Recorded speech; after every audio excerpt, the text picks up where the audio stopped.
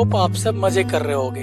तो दोस्तों, आज जो मैं लेके आया वो क्लास 12th के लिए अगेन बहुत बहुत बहुत बहुत ही इंपॉर्टेंट चैप्टर है जिसका नाम है द सोल्जर। जैसा आपको पता चल गया होगा, द सोल्जर सोल्जर मतलब क्या होता है, यानी कि कोई सैनिक के बारे में हम इस कविता में बात करेंगे। बहुत इंपॉर्टेंट समरी है, इसलिए इसे ध्यान से देखें और अपने दोस्तों के साथ जरूर शेयर करें। ठीक है, चलिए फिर आते हैं अपने चैप्टर की ओर। पहले हम देख लेते हैं द सोल्जर के राइटर के बारे में को हम जान लेते हैं। सोल्जर के राइटर का नाम है रूपर्ट ब्रूक। ठीक है, इनका जन्म हुआ था 3 अगस्त यानी कि 3 अगस्त 1887 ईस्वी को और इनकी मृत्यु हो गई थी 28 अप्रैल 1915 को। याद रखिएगा कि ऑब्जेक्टिव में हमारे ये सारे भी क्वेश्चंस पूछे जाते हैं। पहला ऑब्जेक्टिव का बन गया है कि द सोल्जर के राइटर का नाम क्या है, तो आपको पता चल गया कि द सोल्जर के राइटर का नाम है रूपर्ट ब्रूक। जिनका जन्म कब हुआ था? जन्म हुआ था उनका 3 अगस्त 1887 को और उनकी मृत्यु हो गई थी 28 अप्रैल 1915 ईस्वी को। ठीक है, राइटर हम जान चुके हैं कि राइटर का नाम क्या है। राइटर का नाम है रूपर्ट ब्रूक। हम आगे बढ़ते हैं अपने चैप्टर की ओर।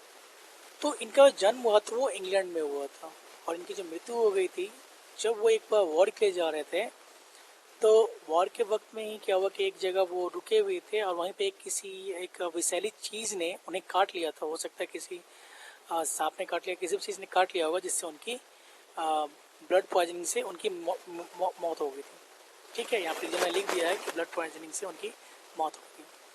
The soldier is a patriotic poem. Patriotic का मतलब होता है देशभक्ति वाली पोएम। ठीक है, बहुत इंटरेस्टिंग पोएम है, आप आराम से पढ़ना।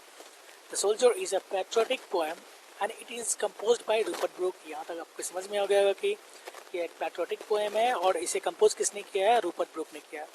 जो पोएम होती है वो हमेशा कंपोज की जाती है। ठीक है, this is a sonnet in which Brooke glorifies England during the First World War. ये एक सोनेट है। ठीक है, सोनेट यानी कि 14 लाइन की पंक्ति की जी कविता होती है, उसे हम सोनेट कहते हैं। ठीक है, और ये जो इंग्लैंड की खूबसूरती के बारे में और इंग्लैंड के जब फर्स्ट वर्ल्ड वॉर हुआ था उस वक्त के बारे में ये बताते हैं। ठीक है, Rupert Brooke was known as a war poet. War poet यानी कहने के सेंस वो जितनी भी कविताएं लिखा करते थे वो क्या था कि वो वॉर से रिलेटेड हुआ करती थी। वॉर यानी कि युद्ध से रिलेटेड हुआ करती थी। W.B. Yeats the famous poet described as the handsomest young man. W.B. Yeats जो है उन्होंने इन्हें जो बहुत बहुत बहुत अच्छे पोएट है वो उन्होंने डिस्क्राइब किया था कि ये जो रूपर्ट ब्रूक थे वो बहुत हैंडसम हुआ करते थे। ठीक है, in the poem the poet shows his love to the land of his country.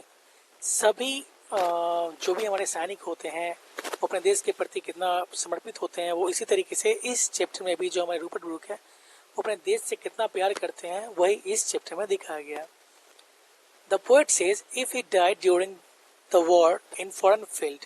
Field यानी कि कोई लैंड जहाँ पे वो मरे, he will be buried in a foreign field.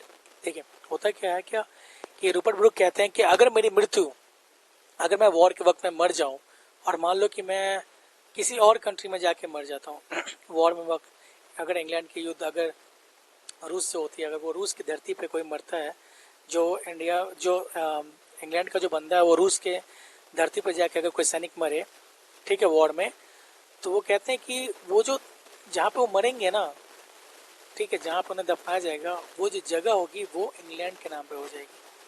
क्यों? क्योंकि वो कहते हैं कि जो मेरी शरीर है, जो मेरा शरीर बना हुआ है, जो मेरा बॉडी है, उसका हर कतरा इंग्लैंड का देन है। यानी कि जहाँ जो धूल है जो मेरी शर्ट पे लगा होगा वो भी क्या होगी? वो भी हमारे इंग्लैंड की होगी। तो जहाँ भी जिस जगह पे मैं मरूंगा वो जगह किसकी हो जाएगी? वो हमारे इंग्लैंड की हो जाएगी। चलिए आगे बढ़ते हैं फिर। His body will be mingled with the dust and it will make the foreign field. मैंने आपको बता दिया था ओडिशा, यानी कि उनकी जो बॉडी होगी वो उस डस्ट में जो उनके जो धूल होगी, क्योंकि वो तो धूल उनके शर्ट पे जो लगा होगा वो इंग्लैंड का लगा होगा, तो वो जो जिस फॉरेन फील्ड में मरेंगे वो उस फॉरेन का जो लैंड होगा वो इंग्लैंड का हो जाएगा, क्योंकि वो जो मिट्टी उनके शरीर पर लगी होगी वो उस फॉरेन फील्ड में जाके मिल जाएगी और वो जो जहाँ वो मरेंगे वो पूरा फॉरेन फील्ड का हो जाएगा, यानी कि सॉरी इंग्लैंड का हो जाएगा। ठीक है, he says that England gave him the breath of life brought up। कहते हैं कि इंग्लैंड ने उसे जीने के लिए सांसें दी, ठीक है। He says that if I die for my country, I would feel peace in the heart because I am going to die for my country. बिल्कुल सही बात है। यहाँ पे आई जो लिखा हुआ है वो आई कैपिटल होना चाहिए, यहाँ पे स्मॉल है, आप कैपिटल कर लीजिएगा, ठीक है। ठीक है, तो आप इसको आई को कैपिटल कर लीजिएगा। और कहते हैं यहाँ पे क्या कि अगर वो उनकी जो मृत्यु, अगर वो अपने देश के लिए मरते हैं तो वो जो उन्हें सीधा स्वर्ग की प्राप्ति होगी।